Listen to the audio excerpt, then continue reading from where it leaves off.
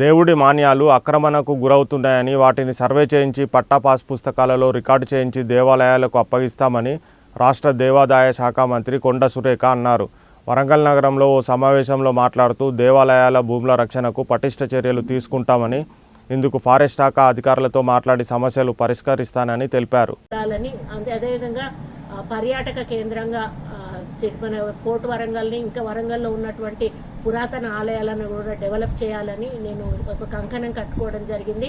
ఎవరైతే గుళ్ళు గోపురాలు కడతా ఉన్నారో వాళ్ళందరికీ కూడా నా వంతుగా గవర్నమెంట్ నుంచి సహాయ సహకారాలు అందించడమే కాకుండా దేవుని మాన్యాలన్నీ కూడా ఈరోజు ఆక్రమింపబడ్డాయి. ఆక్రమించిన దేవుని మాన్యాలన్నిటిని కూడా సర్వే చేపించి అవన్నిటిని కూడా పాస్బుక్లలో రికార్డ్ చేసి పాస్బుక్లు దేవుళ్ళ పేరు మీద పెట్టే కార్యక్రమం చేస్తే ఇక ముందు ఎవరు కూడా వాటిని ఆక్రమించుకునే అవకాశం ఉండదు అని తెలియజేస్తా ఉన్నాను.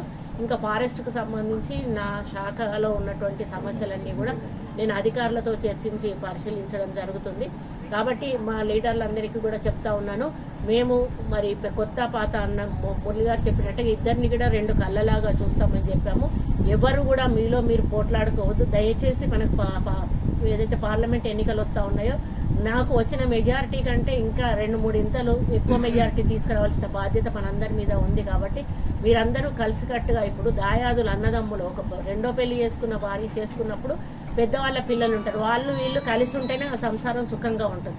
అదే పద్ధతిలో మీరందరూ కూడా కలిసి ఉంటేనే పార్టీ సంతోషంగా ఉంటుంది, ముందుకెళ్తుంది. కాబట్టి మీరందరూ కలిసి ఉండండి. ఏ సమస్య వచ్చినా కూడా మీరు బయటపడకుండా లోపలికి వచ్చి మా దగ్గర చెప్పుకున్నట్టయితే మురళి గారు కానీ నేను కానీ వాటిని పరిష్కరించే కార్యక్రమం చేస్తాము. కాబట్టి పాత వాళ్ళు ఎవరు కూడా నిరుత్సాహపడొద్దు. కొత్త వాళ్ళు కూడా మమ్మల్ని చూస్తారో చూడరు అనేటువంటి అపనమ్మకం భయం మీరు పెట్టుకోవద్దు. అందరినీ కూడా ఒకటేలాగా చూసి ముందటికి తీసుకెళ్తాము.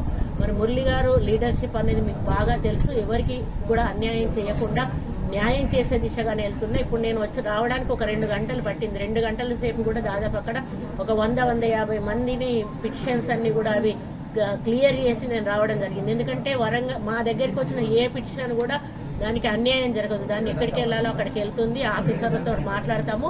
అయ్యే పని అయితే అవుతుందని చెప్తాము, లేదైతే లేదు అని చెప్తాము. వాళ్ళని ఒక 10 సార్లు తిప్పుకొని ఇబ్బంది పెట్టేటువంటి కార్యక్రమం చేసేటువంటి మనస్తత్వం మాది కాదు.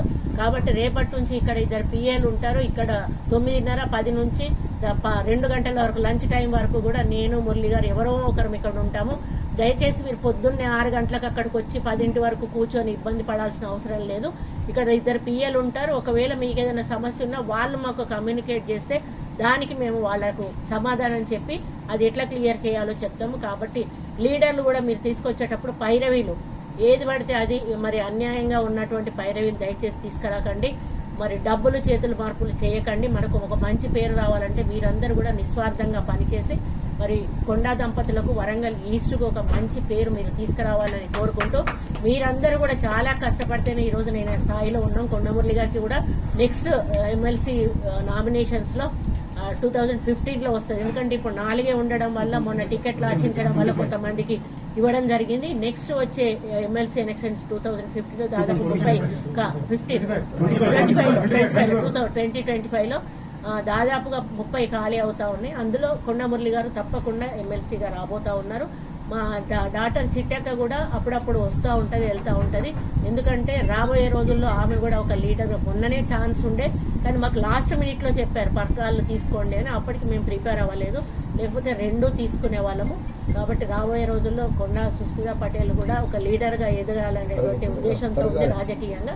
తను కూడా వచ్చి ప్రజల సమస్యలను వింటూ వాళ్ళ సమస్యలను అధికారిక సమస్యలు కాకుండా ప్రైవేట్ సమస్యలు, ఎందుకంటే అధికారికంగా చేయాలి అంటే ఒక అధికారం ఉండాలి. మిగతా సమస్యలను తను తీసుకొని తన బాధ్యతగా పరిష్కరించే దిశగా తీసుకుంటుంది. అదేవిధంగా తను ఏదైతే అన్నదో ఎంప్లాయ్మెంట్ జనరేషన్ అనేది తప్పకుండా ఎంప్లాయ్మెంట్కు క్యాంప్స్ పెడుతుంది, ఎంప్లాయ్మెంట్ జనరేషన్ చేస్తుంది. మహిళలకు కూడా ఉపాధి కలిగించడానికి స్మాల్ స్కేల్ ఇండస్ట్రీస్ కూడా డెవలప్ చేయాలని మేము ప్లాన్ చేస్తాము. వరంగల్లో అది కూడా చేసి మహిళలకు పని కల్పించి వాళ్ళకు కూడా కొంత ఉపాధి కల్పించే కార్యక్రమం చేయబోతా ఉన్నాం. కాబట్టి అన్ని రకాలుగా అభివృద్ధి కానీ సంక్షేమం కానీ ఈరోజు సమస్యలు కానీ అన్నీ కూడా మేము దృష్టిలో పెట్టుకొని మా పరిపాలన ముందుకు తీసుకెళ్తాం. కాబట్టి దానికి ప్రజల సహకారము, పత్రికా విలేకరుల సహకారము, నాయకుల సహకారం అన్నీ కూడా ఉండాలని కోరుకుంటూ ఈరోజు ఈ హౌస్ వార్మింగ్ కార్యక్రమంలో పాల్గొన్న ప్రతి నాయకుడికి, కార్యకర్తకు, మీడియా సోదరులందరికీ కూడా ధన్యవాదాలు తెలియజేసుకుంటున్నాను.